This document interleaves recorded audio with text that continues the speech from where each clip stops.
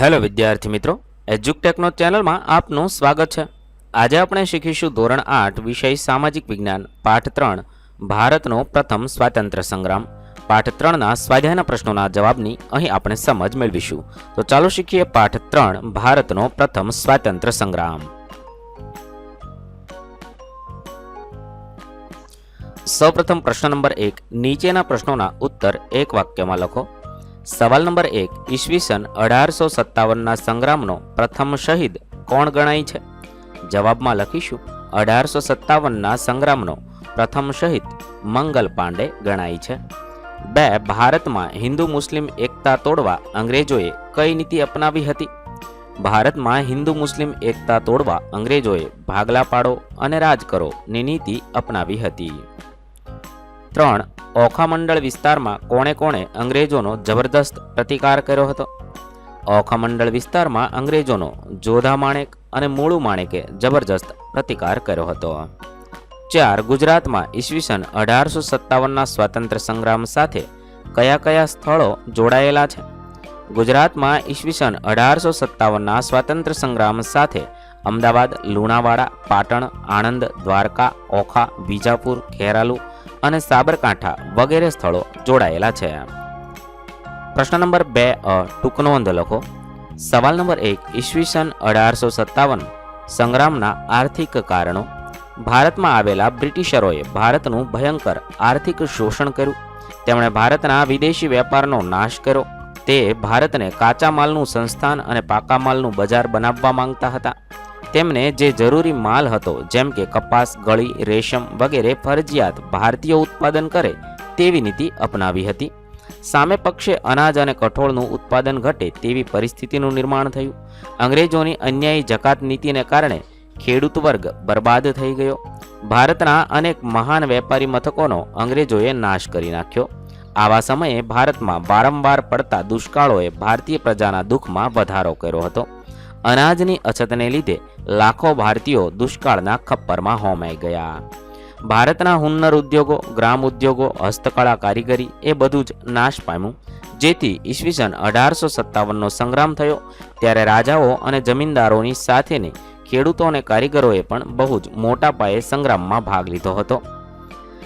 2, ઈસવીસન 1800 સંગ્રામની નિષ્ફળતાના કારણો। ઈસવીસન 1857 સંગ્રામની નિષ્ફળતાના મુખ્ય કારણો 3 હતા। 1, કેન્દ્રીય નેતાગીરીનો અભાવ, 2, અંગ્રેજોની લશ્કરી તાકાત અને 3, અન્ય કારણો। કેન્દ્રીય નેતાગીરીનો અભાવમાં લખી શકાય ઈસવીસન 1857ના સંગ્રામના ઘણા બધા નેતાઓ હતા જેથી મોટી અવ્યવસ્થા ઊભી થઈ। રાજાઓ અને જાગીરદારો કોઈનો હુકમ માનવા તૈયાર ન હતા, વળી તેમની પાસે શિસ્ત પણ ન હતી। સંગ્રામના મુખ્ય નેતા બહાદુર શાહ અત્યંત વૃદ્ધ હતા। જુદી જુદી જગ્યાએ જુદા જુદા નેતાઓ નેતૃત્વ કરતા હતા, એટલે કેન્દ્રીય નેતાગીરીનો અભાવ તે નિષ્ફળતાનું મુખ્ય કારણ હતું। બીજું છે લશ્કરી તાકાત। ઈસવીસન 1857ના સંગ્રામના નેતાઓ અને સૈનિકો કરતાં અંગ્રેજો પાસે આધુનિક લશ્કરી શસ્ત્ર સરંજામ, રેલવે અને તાર વ્યવસ્થા હતા। શક્તિશાળી સેનાપતિઓની મદદથી તેમણે આ સંગ્રામને બહુ ઝડપથી દબાવી દીધો। દરિયાઈ તાકાત હોવાને કારણે ઇંગ્લેન્ડનું નૌકાદળ બહારથી બહુ ઝડપથી પોતાના નવા સૈનિકો લાવવા સક્ષમ બન્યું, જ્યારે સંગ્રામ કરતા નેતાઓમાં લક્ષ્મીબાઈ અને તાત્યા ટોપેને બાદ કરતા કોઈ શક્તિશાળી નેતૃત્વ ન હતું। અન્ય કારણોમાં મોટાભાગના રાજાઓ આ સંગ્રામથી અલિપ્ત રહ્યા હતા। એટલું જ નહીં, હૈદરાબાદ, કાશ્મીર, પટિયાલા, ઇન્દોર, ગ્વાલિયર, વડોદરા અને ભોપાલના શાસકોએ તો અંગ્રેજોને સહકાર આપ્યો હતો। શીખો અને ગુરખાઓએ પણ અંગ્રેજોના પક્ષે લડીને આ સંગ્રામને નિષ્ફળ બનાવ્યો હતો। ત્યારબાદ પ્રશ્ન નંબર 2 નીચેના પ્રશ્નોના ઉત્તર લખો। 1, ઈસવીસન 1857ના સ્વાતંત્ર્ય સંગ્રામ માટેના જવાબદાર કારણો વિશે નોંધ લખો। 1, રાજકીય કારણ, વહીવટી કારણ, આર્થિક કારણ, સામાજિક અને ધાર્મિક કારણ, લશ્કરી કારણો અને 6 છે તાત્કાલિક કારણ। આ 6 જાતના કારણો હતા। તેની અંદર રાજકીય કારણમાં લખી શકાય સંગ્રામનું મુખ્ય કારણ ભારતમાં બ્રિટિશ સત્તાની સ્થાપના હતું। 1757ના પ્લાસીના યુદ્ધથી બ્રિટિશરોએ ભારતમાં શાસન સ્થાપવાની શરૂઆત કરી। તેમણે મૈસૂર વિગ્રહો કરી ટીપુ સુલતાનના સામ્રાજ્યને સમાપ્ત કર્યું। ભારતમાં રહેલી ડચ અને ફ્રેન્ચ કંપનીઓને હરાવી પોતાના સામ્રાજ્યનો વિસ્તાર કર્યો। અવધના નવાબ, હૈદરાબાદના નિઝામ, મુગલ બાદશાહ, બંગાળના નવાબ તાંજોરને એક પછી એક હરાવી દીધા. મરાઠા યુદ્ધમાં મરાઠાઓનો પણ હરાવી ઈસવીસન 1818 સુધીમાં સંપૂર્ણ ભારત પર પોતાની રાજકીય સત્તા સ્થાપી દીધી. બ્રિટિશ સામ્રાજ્યવાદને કારણે ભારતીયો રાજકીય સત્તાથી દૂર જતા રહ્યા. જે દેશી રજવાડા બચ્યા હતા તેમણે પણ વેલેસ્લીની સહાયકારી યોજના સ્વીકારી પોતાના રાજ્યોને અંગ્રેજોને આધીન બનાવી દીધા હતા. એટલે હવે ભારતીયોને સ્થાને એક વિદેશી કંપની ભારતમાં રાજ કરતી હતી, જેમાં ભારતીયોનું શોષણ થતું હતું. તે પરિસ્થિતિ આ સંગ્રામનું મુખ્ય કારણ બન્યું હતું. ડેલહાઉસીએ એક આક્રમક ખાલસા નીતિ દ્વારા સતારા, સંભલપુર, ઝાંસી, નાગપુર, અવધ જેવા રાજ્યોને બ્રિટિશ સામ્રાજ્યમાં ભેળવી દીધા હતા.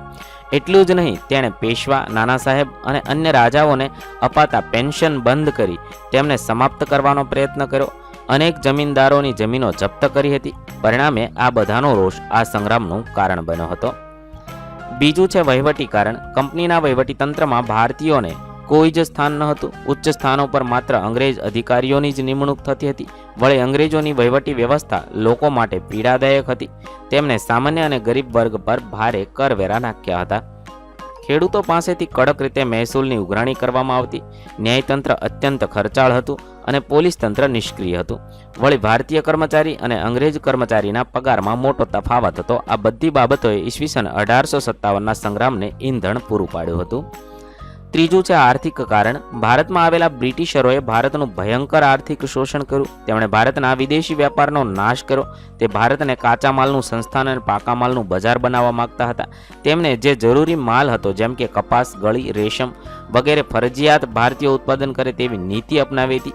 સામે પક્ષે અનાજ અને કઠોળનું ઉત્પાદન ઘટે તેવી પરિસ્થિતિનું નિર્માણ થયું. અંગ્રેજોની અન્યાયી જકાત નીતિને કારણે ખેડૂત વર્ગ બરબાદ થઈ ગયો હતો. ભારતના અનેક મહાન વેપારી મથકોનો અંગ્રેજોએ નાશ કરી નાખ્યો. આવા સમયે ભારતમાં વારંવાર પડતા દુષ્કાળોએ ભારતીય પ્રજાના દુઃખમાં વધારો કર્યો. અનાજની અછતને લીધે લાખો ભારતીયો દુષ્કાળના ખપ્પરમાં હોમાઈ ગયા. ભારતના હુન્નર ઉદ્યોગો, ગ્રામ ઉદ્યોગો, હસ્તકળા, કારીગરી એ બધું જ નાશ પામ્યું. જેથી ઈસવીસન 1857નો સંગ્રામ થયો ત્યારે રાજાઓ અને જમીનદારોની સાથે ખેડૂતો અને કારીગરોએ પણ બહુ જ મોટા પાયે સંગ્રામમાં ભાગ લીધો હતો. ચોથું છે સામાજિક અને ધાર્મિક કારણ. અંગ્રેજોએ ભારતીયોના સમાજ અને ધર્મમાં પણ ચંચુપાત કર્યો હતો. ખ્રિસ્તી પાદરીઓએ ભારતમાં હિન્દુ અને મુસલમાનોને ખ્રિસ્તી ધર્મના વટલાવવા ખૂબ પ્રયત્ન કર્યા હતા. તેમણે સરકારનું રક્ષણ કર્યું હતું. ઈસવીસન 1850માં અંગ્રેજોએ એક કાયદો કરી જે હિન્દુ કે મુસ્લિમ ખ્રિસ્તી થાય તેમને પૈતૃક મિલકતમાં હિસ્સો મળી શકે તેમ ઠેરવ્યું હતું. તેનાથી હિન્દીઓની શંકા વધારે દ્રઢ થઈ. અંગ્રેજો અવારનવાર ભારતીયો સાથે તિરસ્કારપૂર્ણ વ્યવહાર કરતા હતા. લશ્કરી કારણમાં જોઈએ તો ભારતનો આ સંગ્રામ સૌપ્રથમ ભારતીય સૈનિકોએ કર્યો હતો. તેનું કારણ ભારતીય સૈનિકો સાથેની અંગ્રેજોની શોષણખોર નીતિ હતી. કઠોર લશ્કરી સેવાઓ બજાવવા છતાં હિન્દી સૈનિકોના પગાર ભથ્થા અને સગવડ અત્યંત નિમ્ન કોટીના હતા. કોઈ પણ ભારતીય સૈનિક સુબેદારથી વધારે ઉચ્ચ હોદ્દો મેળવી શકતો નહીં. વળી અંગ્રેજો ભારતીય સૈનિકો સાથે કોઈ સામાજિક વ્યવહાર કરતા નહીં. ભારતીય સૈનિકોને પાઘડી બાંધવા, તિલક કરવા અને દાઢી રાખવા પર પ્રતિબંધ ફરમાવવામાં આવ્યો હતો. વળી ભારતીય સૈનિકોને તેમની ધાર્મિક ભાવના વિરુદ્ધ દરિયા પાર જવાની બાંહેધરી આપવી પડતી. આ બધા કારણોને લીધે ભારતીય સૈનિકો અંગ્રેજો વિરુદ્ધ ઉશ્કેરાયા હતા. તાત્કાલિક કારણમાં જોઈએ તો ઈસવીસન 1857ના સંગ્રામનું એક તાત્કાલિક કારણ હતું ચરબીવાળા કારતૂસ. અંગ્રેજ સરકારે સૈનિકો માટે જૂની બ્રાઉન બેઝ રાઇફલની જગ્યાએ નવી એનફિલ્ડ રાઇફલ ઉપયોગમાં લેવાનું નક્કી કર્યું. આ રાઇફલના કારતૂસના ઉપરના ભાગે આવેલી કેપને દાંત વડે તોડવાની હતી. જાન્યુઆરી 1857માં બંગાળમાં રહેલા ભારતીય સૈનિકોમાં એવી અફવા ફેલાઈ કે બ્રાઉન બેઝ રાઇફલ આ કારતૂસો પર લગાવવામાં આવેલ આ કેપમાં ગાય અને ડુક્કરની ચરબીનો ઉપયોગ થાય છે. હિન્દુ અને મુસ્લિમ એમ બંને ધર્મના સૈનિકો આ વાતથી અકળાઈ ઉઠ્યા, કારણ કે ગાય હિન્દુઓ માટે પવિત્ર હતી જ્યારે મુસ્લિમો માટે ડુક્કરનું માંસ વર્જ એટલે પ્રતિબંધિત ગણાતું. હવે તે મોઢામાં મૂકવાનો પ્રસંગ આવે તો ધર્મભ્રષ્ટ થાય. સિપાહીઓએ આ કારતૂસો વાપરવાનો ઇનકાર કરી નવી એનફિલ્ડ રાઇફલ સંગ્રામની શરૂઆત કરી. કેટલાક ઇતિહાસકારોના મતે આ માત્ર અફવા નહોતી, હકીકત હતી. પ્રશ્ન નંબર 2, કેન્દ્રીય નેતાગીરીનો અભાવ એ ઈસવીસન 1857ના સ્વાતંત્ર્ય સંગ્રામની નિષ્ફળતાનું મુખ્ય કારણ ગણાય છે. વિધાન સમજાવો. જવાબમાં લખી શકાય, ઈસવીસન 1857ના સંગ્રામનું મુખ્ય પરિણામ ભારતીયોની હારમાં આવ્યું. સંગ્રામના નેતાઓએ શરૂઆતમાં બહુ જ ઝડપથી વિજય પ્રાપ્ત કર્યો, પરંતુ અંગ્રેજોની શક્તિશાળી સેના સામે તેઓ હારવા લાગ્યા. આમ આ સંગ્રામ નિષ્ફળ રહ્યો. તેના માટેનું એક કારણ હતું કેન્દ્રીય નેતાગીરીનો અભાવ. 1857ના સંગ્રામના ઘણા બધા નેતાઓ હતા, જેથી મોટી અવ્યવસ્થા ઊભી થઈ. રાજાઓ અને જાગીરદારો કોઈનો હુકમ માનવા તૈયાર ન હતા. વળી તેમની પાસે શિસ્ત પણ નહોતી. સંગ્રામના મુખ્ય નેતા બહાદુર શાહ અત્યંત વૃદ્ધ હતા. જુદી જુદી જગ્યાએ જુદા જુદા નેતાઓ નેતૃત્વ કરતા હતા, એટલે કેન્દ્રીય નેતાગીરીનો અભાવ તે નિષ્ફળતાનું મુખ્ય કારણ હતું. 3. ઈસવીસન 1857ના સ્વાતંત્ર્ય સંગ્રામના સ્વરૂપ વિશે સવિસ્તાર નોંધ લખો. વિભિન્ન ઇતિહાસકારો અને વિદ્વાનો ઈસવીસન 1857ના સંગ્રામને જુદું જુદું સ્વરૂપ આપે છે. અંગ્રેજો તેને માત્ર સૈનિક વિદ્રોહ કહે છે. કેટલાક ભારતીયો પણ તેને જનવિદ્રોહ માને છે. ઇંગ્લેન્ડના રાજપુરુષ ડિઝરાયેલી તેને રાજકીય અને ધાર્મિક બળવો કહે છે. વિનાયક દામોદરદાસ સાવરકર આ સંગ્રામને ભારતનો પ્રથમ સ્વતંત્ર સંગ્રામ ગણાવે છે. આવું જ પટ્ટાભી સીતા રામૈયાનું માનવું છે. ડોક્ટર સેન તેને સ્વતંત્ર સંગ્રામની ઉપમા આપે છે. જો કે સિપાહીઓના બળવા કરતાં તેનું સ્વરૂપ વધારે વ્યાપક અને પ્રભાવી હતું તે ચોક્કસ છે. પ્રશ્ન નંબર 3. આપેલા વિકલ્પોમાંથી સાચો વિકલ્પ શોધી ઉત્તર લખવાનો છે. 1. ઈસવીસન 1857ના સંગ્રામના મુખ્ય સ્થળોમાં નીચેનામાંથી કયા સ્થળનો સમાવેશ થતો નથી? તેમાં દિલ્હી, ઝાંસી, ચંદીગઢ અને સતારા છે. સાચો જવાબ થશે સી, ચંદીગઢનો સમાવેશ થતો નથી. 2. ખાલસા નીતિથી અનેક રાજ્યોને બ્રિટિશ સામ્રાજ્યમાં ભેળવી દેનાર વેલેસ્લી, ડેલહાઉસી, યુરોઝ કે ડી મેજર હ્યુસન હતા? સાચો જવાબ થશે બી, ડેલહાઉસી હતા. 3. એનફિલ્ડ રાઇફલ કારતૂસ પર કયા બે પ્રાણીઓની ચરબી લગાડી હોવાની સૈનિકોને શંકા હતી? ગાય ડુક્કર, ગાય કૂતરા, ઘેટા બકરા કે ઊંટ ભેંસ? સાચો જવાબ થશે એ, ગાય અને ડુક્કર.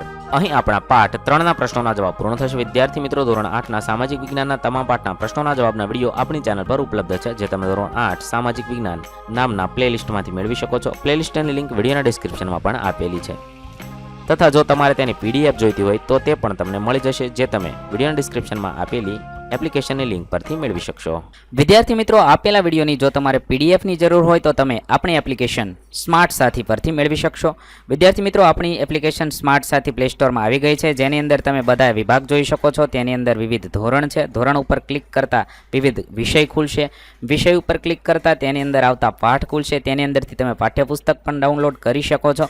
તેની અંદર આપેલા પાઠમાં ક્લિક કરતાં તમે પાઠની પીડીએફ, સ્વાધ્યાયની પીડીએફ, સ્વાધ્યાયન પોથીની પીડીએફ, પાઠના વિવિધ વિડીયોઝ, સ્વાધ્યાયના વિડીયોઝ, સ્વાધ્યાયન પોથીના વિડીયોઝ બધું જોઈ શકો છો અને ડાઉનલોડ પણ માત્ર એક ક્લિકમાં કરી શકો છો. વિદ્યાર્થી મિત્રો, આપણી એપને સપોર્ટ કરજો, ડાઉનલોડ કરજો.